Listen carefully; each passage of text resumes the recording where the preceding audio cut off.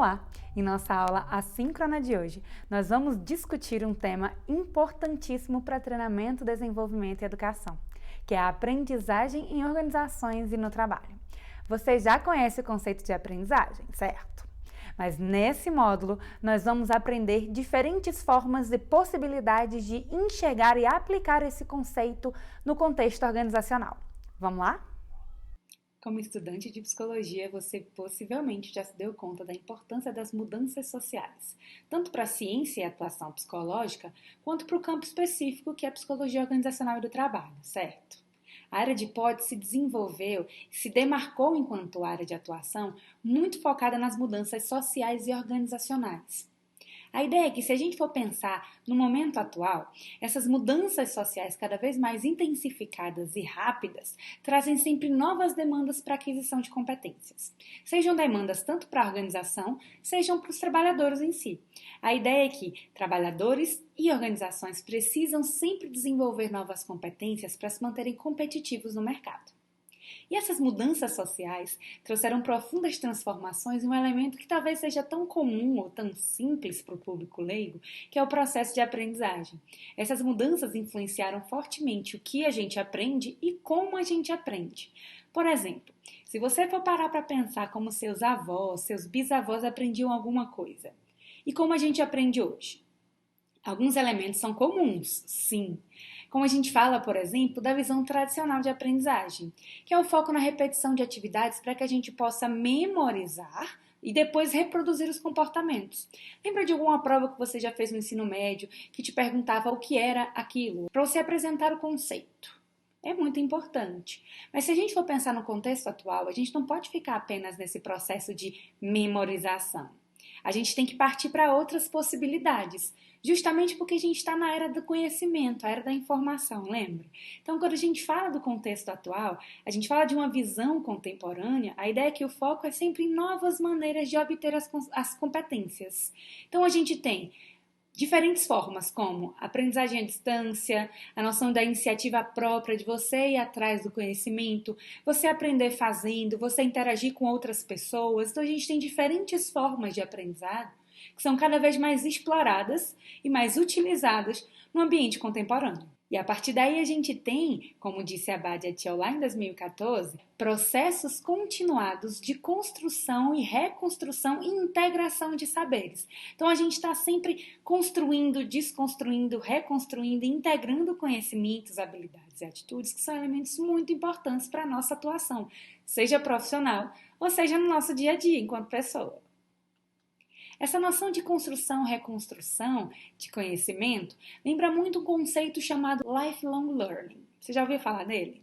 Quando a gente fala em lifelong learning, a ideia é uma aprendizagem continuada que vai muito além da educação formal, que a gente em geral entende por educação, certo?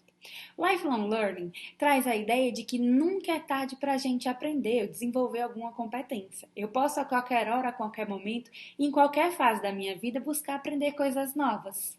Isso é muito importante para o meu desenvolvimento, seja pessoal ou seja profissional. Falando disso, Delors, lá em 1998, trouxe os 4 pilares do Lifelong Learning. Vamos aprender sobre eles? O primeiro deles é aprender a conhecer, ou até mesmo aprender a aprender. Quando a gente fala desse primeiro pilar, a ideia é que a gente precisa sim reter conhecimento, falando numa cultura geral, mas a gente precisa também entender elementos mais específicos. Então, é juntar conhecimento geral, da cultura geral, e os conhecimentos específicos.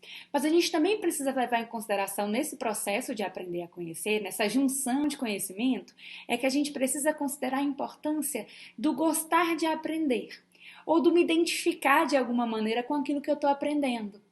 Lembra aquele professor ou a professora que você tinha no ensino médio ou no ensino fundamental, que você gostava muito dele ou dela? Isso não facilitava, por exemplo, que você aprendesse a disciplina, por mais difícil que ela parecesse?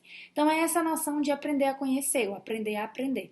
É entender esse aspecto afetivo dessa relação de aprendizagem, o quanto isso é importante, mas também identificar a importância da gente conectar conhecimentos de cultura geral com conhecimentos específicos. O segundo pilar é chamado de aprender a fazer. A gente já viu que Aprender ou aprendizagem envolve mudança de comportamento. Comportamento envolve o fazer alguma coisa. Então, a ideia do aprender a fazer, a gente pode identificar é que ainda que a teoria seja fundamental para que a gente tenha uma boa prática, é muito importante que a gente vá além da teoria.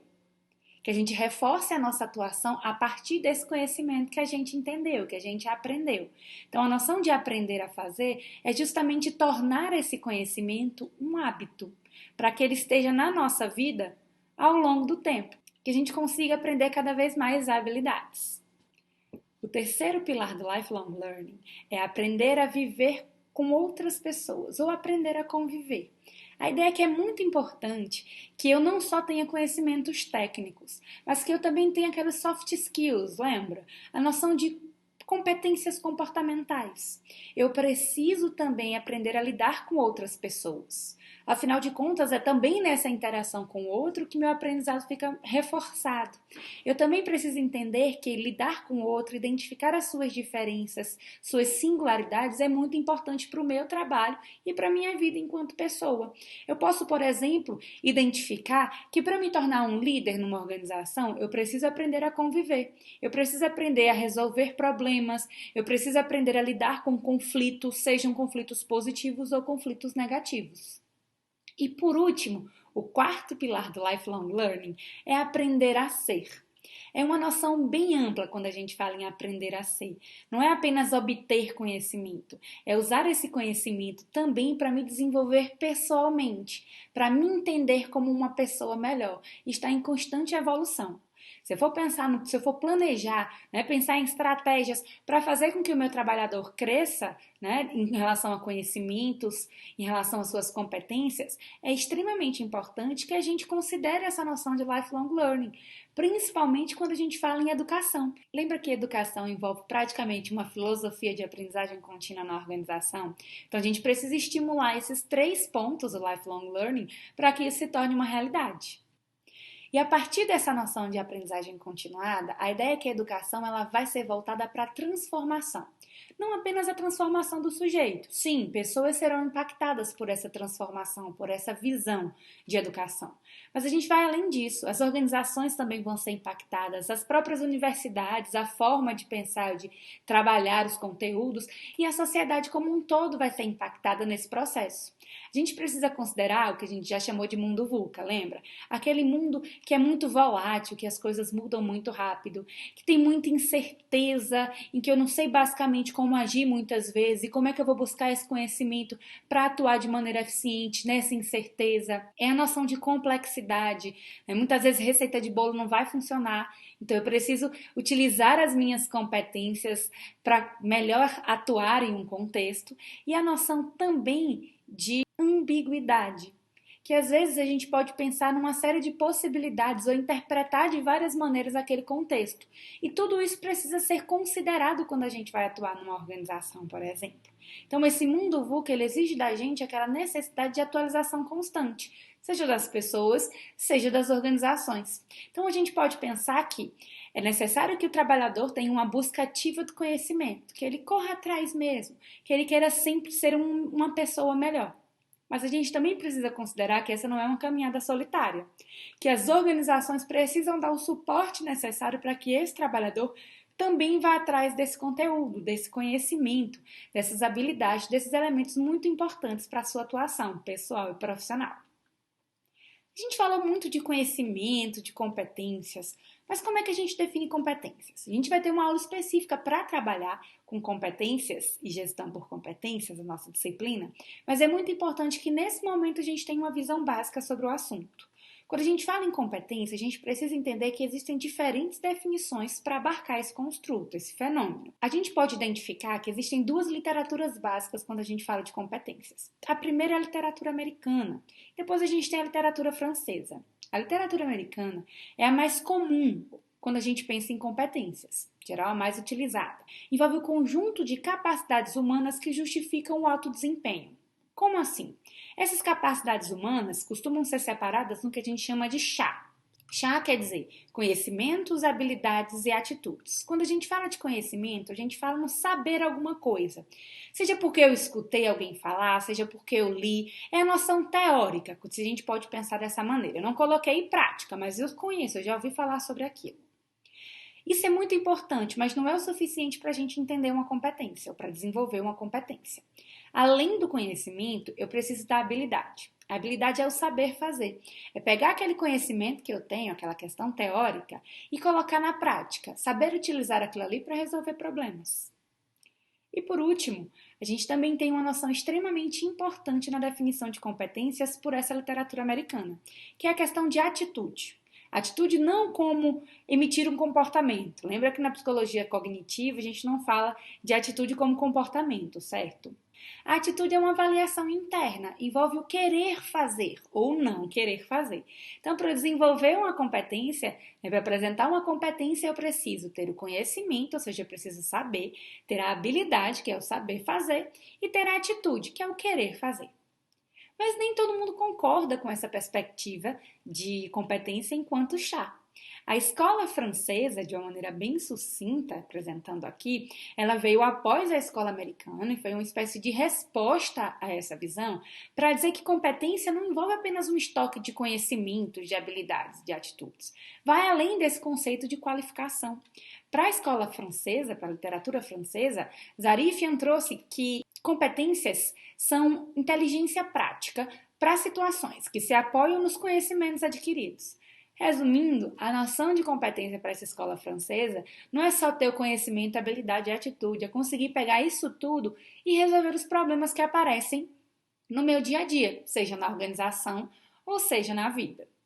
Fez sentido para você a diferença entre eles? Então vamos lá. Mas quem é o sujeito dessa aquisição de competências? Quem está envolvido nesse processo? Abad et al., em 2014, colocaram que existem diferentes níveis de aprendizagem e a gente precisa entender cada um deles. A gente começa pelo nível individual. Lembra aquela definição de aprendizagem que a gente já lembrou na aula passada? Então, quando a gente fala da aprendizagem enquanto uma mudança relativamente duradoura de comportamento, que é em decorrência também da maturação biológica, mas principalmente do contexto, da interação com o ambiente em que a gente está inserido, então a gente está falando de aprendizagem no nível individual. Mais recentemente, o tema aprendizagem ele passou a envolver uma série de questões, de aspectos que envolvem outros níveis que não apenas o individual. Por exemplo, o nível grupal. Quando a gente fala em nível grupal, a gente trabalha a importância do contato com o outro para que a gente aprenda, seja estudando em grupo. Muitas vezes você já deve ter estudado com colegas para aprender aquela matéria que você não conhecia tanto, ou que você não tinha tanta afinidade, certo? A ideia é que depois das suas perguntas e das perguntas dos outros, todo mundo saiu com mais conhecimento. A gente também fala da noção de aprendizagem no nível organizacional, ou organizações que aprendem. A ideia que a gente precisa trazer aqui é que a gente trabalha com diferentes níveis, mas esse não vai ser o foco da nossa aula de hoje. A gente vai focar hoje principalmente na aprendizagem no nível individual. Os outros tipos de aprendizagem a gente vai discutir na aula síncrona. Falando nisso, vamos para a noção do processo de aprendizagem individual de acordo com a abordagem cognitivista. A gente pode dizer que essa aprendizagem no nível individual, ela envolve basicamente 4 elementos. Que elementos são esses? O primeiro elemento é o que a gente chama de aquisição. A ideia de aquisição é esse processo básico que a gente usa para aprender os conhecimentos, habilidades e atitudes, as competências que a gente viu até aqui. E ele é desenvolvido ao longo de uma ação instrucional, seja ela formal ou até mesmo de maneira informal. Isso vai depender muito da nossa memorização. É a noção de aprender, de receber e segurar um pouco essa informação. Além da aquisição, a gente precisa considerar um outro elemento. É a noção de retenção.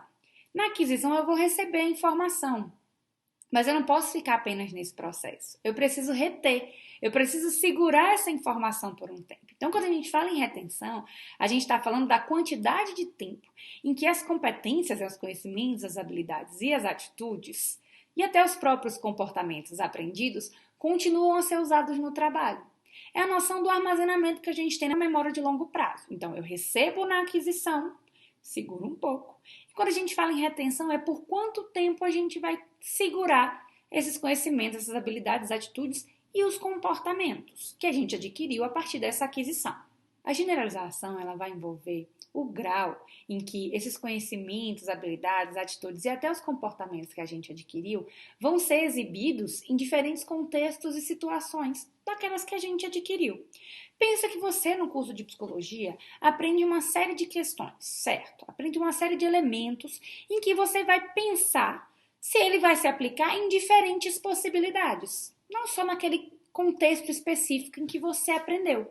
Por exemplo, será que a gente vai utilizar a noção de e-learning, a noção dos cursos online, a aprendizagem à distância, só no contexto específico da nossa disciplina? Quando que a gente vai utilizar mais esses elementos? Será que essa é a única forma? Ou será que eu posso utilizar diferentes estratégias do que a professora utiliza? Essa é a ideia de generalização, quando a gente pensa em possibilidades de aplicação em diferentes contextos. E por último, para que a gente tenha uma aprendizagem propriamente dita, a gente precisa da noção de transferência. O que seria essa transferência de aprendizagem? Seria a aplicação eficaz no trabalho dessas competências que a gente adquiriu, sejam elas adquiridas de maneira natural, né, de maneira informal, ou de maneira induzida, que seria a maneira formal desses processos. Mas para entender melhor sobre esses resultados de aprendizagem, que são a própria competência, a gente precisa entender que existem diferentes taxonomias. O que são taxonomias? A gente pode chamar de taxonomias como classificações que vão facilitar, no caso dos resultados de aprendizagem, o planejamento, a execução e a avaliação de ações de aprendizagem. Com base numa taxonomia, por exemplo, eu posso identificar quais são os objetivos de aprendizagem, ou seja, os resultados, o que a gente espera que seja apresentado, e a partir daí traçar diferentes estratégias, identificando ou conhecendo o meu público, identificando o que eu preciso fazer para ser mais fácil que ele adquira essa nossa competência. E a partir daí também conseguir avaliar melhor a nossa intervenção, ou seja, o nosso processo de treinamento, desenvolvimento ou de educação. Existem uma série de taxonomias. Uma das mais utilizadas e mais conhecidas é o que a gente chama de taxonomia de Bloom. Você já ouviu falar nela? Bloom e colaboradores propuseram um conjunto de 3 classificações de objetivos educacionais ou resultados de aprendizagem que vão considerar diferentes domínios de aprendizagem. Para pensar essa taxonomia, a gente precisa pensar o sujeito como um todo. O primeiro elemento que a gente trabalha nela é a noção cognitiva, ou domínio cognitivo. Ele envolve recordar ou resolver alguma atividade ou alguma tarefa intelectual. Isso vai desde elementos mais simples até elementos mais complexos. Então, essa noção do domínio cognitivo, ele envolve complexidade. Desde os mais simples, como, por exemplo, evocar uma informação, seja uma data de aniversário, seja um nome, seja um local, até elementos mais complexos, como, por exemplo, a gente conseguir juntar, utilizar a criatividade para conseguir linkar informações que não pareciam ser tão ligadas assim, para que a gente consiga obter a solução de algum elemento. Além do elemento cognitivo, a gente aborda a noção de elemento psicomotor ou domínio psicomotor. O que a gente fala do domínio psicomotor? Ele envolve os comportamentos ligados à manipulação, seja de objetos, de substâncias ou materiais. Ele envolve o movimento corporal, desde o movimento corporal global até o movimento parcial. O movimento corporal global, a gente está falando de, por exemplo, nadar, andar, correr. São elementos globais em que a gente envolve o nosso organismo como um todo. Mas também a noção de parcial envolve elementos mais específicos, como mexer um objeto, como levantar alguma coisa. Então a gente precisa pensar tanto em elementos gerais quanto em elementos específicos. E isso envolve a noção de automatização desses comportamentos. E por último, a gente tem a noção do domínio afetivo. O que seria esse domínio afetivo? Ele envolve os resultados que são ligados a interesses, atitudes, valores, tendências emocionais e outros elementos. Por exemplo, eu utilizo uma estratégia de treinamento ou desenvolvimento ou educação para trabalhar melhor os futuros líderes da minha empresa. Além de elementos cognitivos e psicomotores, eu também posso utilizar elementos afetivos nesse processo. Por exemplo, eu posso ajudá-lo a desenvolver melhor a noção de valorização de seus subordinados, de como se conectar melhor a esse subordinado. Então, isso envolve a dimensão afetiva. Na nossa aula síncrona, a gente vai falar um pouco mais sobre a taxonomia de Bloom e a gente vai entender melhor cada um desses domínios e como eles podem ajudar a gente a pensar mais especificamente essas ações de TD&E. Todos esses domínios, eles são interligados. A ideia é que quando a gente separa isso aqui é de maneira didática, porque eles são tão interligados que uma atividade pode envolver todos esses elementos ao mesmo tempo. Já que a gente falou sobre classificações dos resultados de aprendizagem, é muito importante que a gente também entenda quais são os tipos de aprendizagem. Na verdade, eu já falei um pouquinho sobre eles aqui, mas a gente precisa sistematizar esse processo. Quando a gente fala em tipos de aprendizagem, a gente pode entender que existem pelo menos 2 tipos básicos. O primeiro deles é a aprendizagem informal, em geral que a gente está acostumado a se dar conta ou a chamar de aprendizagem. São aquelas situações estruturadas que foram criadas especialmente para a gente otimizar os processos de aprendizagem. Seja uma sala de aula, seja o contato com o instrutor, com o professor, as nossas ações de treinamento, desenvolvimento e educação. Mas essa não é a única forma de aprendizagem. Talvez a nossa vida nem seja a forma mais comum de aprendizagem. A gente tem a noção de aprendizagem informal. É aquela que não vai envolver essas técnicas estruturadas de aprendizagem, mas sim são estratégias diversificadas, que têm iniciativa na própria pessoa.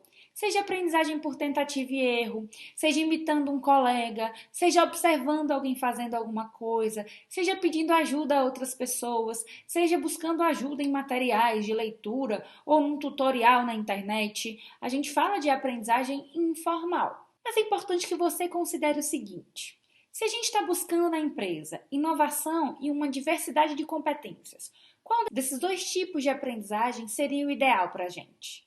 Aprendizagem formal ou aprendizagem informal? Na verdade, a aprendizagem informal, ela vai servir para a gente perpetuar, para a gente colocar adiante as competências que a empresa já tem, o que já existe na nossa organização.